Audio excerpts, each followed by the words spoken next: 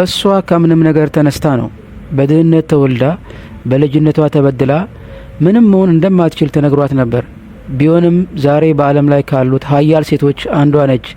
ቢሊየነር፣ የሚዲያ ሰው፣ የብርታት ምልክት። ስሟ ኦፕራ ዊንፍሬ ነው። ግን አብዛኛው ሰው የማያውቀው የኦፕራ ስኬት ስለ ተሰጥኦ፣ ገንዘብ ወይም እድል ብቻ እንዳልነበር ነው። በዚህ ቪዲዮ ውስጥ ከኦፕራ ዊንፍሬ ስኬት በስተጀርባ ያለውን እውነተኛ ሚስጥር እናገኛለን። እሷን የማትቆም ያደረጋት የማይታመን ኃይል። ይህንን መርህ የራስህን እጣ ፋንታ ለመንደፍ እንዴት መጠቀም እንደምትችል። ክፍል 1 ኃይሏን የቀረጸው ህመም። የኦፕራ ታሪክ የጀመረው በገጠር ሚሲሲፒ በ1954 ነበር። በአንድ እናት በድህነት ውስጥ ያደገች። ቤተሰቧ ልብስ መግዛት ስለማይችል የድንች ከረጢቶችን እንደ ቀሚስ ትለብስ ነበር። ገና 9 ዓመቷ እያለች አብዛኛዎቹን ሰዎች መንፈስ የሚያጠፋ ጥቃትና የስሜት ቀውስ ደረሰባት። በ14 ዓመቷ ከቤት ሸሽታ ጸነሰች እና ከተወለደ በኋላ ብዙም ሳይቆይ ልጇን አጣች። ግን ተአምሩ የሚጀምረው እዚህ ጋ ነው። ኦፕራ ያለፈው ህይወቷ እንዲገልጻት ከመፍቀድ ይልቅ በህመሟ ውስጥ ትርጉም ለማግኘት ወሰነች። አንድ ጊዜ እንዲህ ብላ ነበር፣ ቁስሎችህን ወደ ጥበብ ቀይር። ይህ የስኬቷ መሰረት ነበር። እያንዳንዱ ፈተና ትምህርት ሆነ፣ እያንዳንዱ ስህተት መልእክት ሆነ። ከህመሟ አላመለጠችም፣ ወደ ዓላማ ቀየረችው። ክፍል 2 የዓላማ ኃይል። በ20ዎቹ ዕድሜ ኦፕራ ወደ ቴሌቪዥን ስትገባ ፍጹም የሆነውን የሚዲያ ምስል አትመጥንም ነበር። ሰውነቷ ትክክል እንዳልሆነ ተነገራት። ድምጿ ትክክል እንዳልነበረ ተነገራት። አዘጋጆች ከተመልካቾች ጋር የመገናኘት ችሎታዋን ይጠራጠሩ ነበር። ግን ኦፕራ ያልገባቸው ነገር ነበራት። የዓላማ ግልጽነት። በዝና ወይም በደረጃዎች ላይ አተኩራ አልነበረም። በአገልግሎት ላይ አተኩራ ነበር።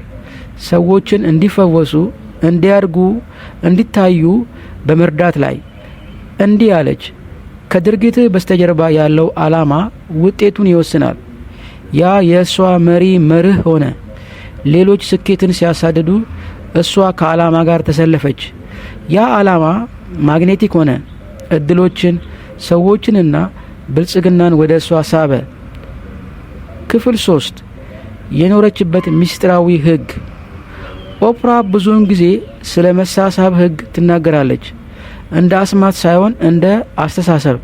ወደ ዓለም የምታስገባው ማንኛውም ጉልበት ተባስቶ እንደሚመለስ ታምን ነበር። ፍርሃት ላይ ካተኮርክ ትግልን ትስባለ። በምስጋናና በእድገት ላይ ካተኮርክ ተአምራትን ትስባለ። እንዲህ አለች፣ የምትፈልገውን አትሆንም፣ የምታምነውን ትሆናለ። ይህ ለእሷ ቲዎሪ አልነበረም፣ የዕለት ተዕለት ልምምድ ነበር። በየማለዳው ስኬትን፣ ምስጋናን እና ሰላምን ትመኝ ነበር። ከጥርጣሬ ይልቅ በፍቅር ራሷን ታናግር ነበር። ከጊዜ በኋላ እውነታዋ ከውስጣዊ እይታዋ ጋር መመሳሰል ጀመረ። እውነተኛው ምስጢር ይሄ ነው። ውጫዊው ዓለም የውስጣዊው ዓለም ነጸብራቅ ነው። ክፍል 4 ግዛቷን የገነባው ልማድ። ከአስተሳሰብ ባሻገር ኦፕራ ግዛቷን የቀረጸ አንድ የዕለት ተዕለት ልማድ ነበራት። ራስን ማሰላሰል። በየቀኑ ለብቻዋ ጊዜ ታሳልፍ ነበር። ሀሳቦቿን እየጻፈች፣ ጥያቄዎችን እየጠየቀች። ለማን ነው አመስጋኝ የሆንኩት? ዛሬ ምን ትምህርት ተማርኩ? ነገ ሌሎችን በተሻለ ሁኔታ እንዴት ማገልገል እችላለሁ? ያ ቀላል ስርዓት በጥበብ ለመመራት ግልጽነትንና ስሜታዊ ብልህነትን ሰጣት። እንዲህ አለች፣ የዘመናት ታላቁ ግኝት አንድ ሰው ዝም ብሎ አመለካከቱን በመቀየር የወደፊት ህይወቱን ሊለውጥ ይችላል። ስኬት እድል አልነበረም፣ የዘወትር ራስን የማወቅ ውጤት ነበር። ክፍል 5 የመስጠት ጉልበት። ኦፕራ በመጨረሻ ሀብታምና ታዋቂ ስትሆን ሀብቷን አላጠራቀመችም፣ መልሳ ሰጠች። በአፍሪካ ትምህርት ቤቶችን ከመገንባት ጀምሮ እስከ ስኮላርሺፕና የበጎ አድራጎት ድርጅቶች ፋይናንስ ድረስ ለበጎ ነገር ዓለም አቀፍ ኃይል ሆነች። ግን ሚስጥሩ ይሄ ነው። ልግስናዋ የበጎ አድራጎት ድርጅት አልነበረም፣ የኃይል ስርጭት ነበር። በብዛት ስትሰጥ ያንን ብዛት በምላሹ እንደምታባዛ ታምን ነበር እና ህይወት እሷን ትክክል አደረጋት። በሰጠች ቁጥር ብዙ እድሎች ወደ እሷ ይመለሱ ነበር። መስጠት የመጥፋት መንገዷ አልነበረም፣ የማስፋት መንገዷ ነበር። ክፍል 6 ዛሬ ልትተገብሯቸው የምትችሏቸው ትምህርቶች። ታዲያ ከኦፕራ የስኬት ሚስጥር ምን መማር እንችላለን? የእሷ ጊዜ የማይሽራቸው ትምህርቶች እነዚህ ናቸው። 1 ህመምን ወደ ኃይል ቀይር። ከእሱ አትሽሽ፣ በእሱ እደግ። 2 በዓላማ ምራ። ዓላማ ግፊት ሳይሆን ድርጊቶችን ይምራ።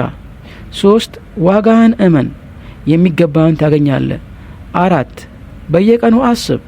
ዓለም ማንነትህን ከመናገሯ በፊት ራስህን እወቅ። 5 ያለ ፍርሃት ስጥ። ልግስና ህይወትህን ያስፋፋል። እነዚህ ሀሳቦች ብቻ አይደሉም፣ የለውጥ መሰረቶች ናቸው።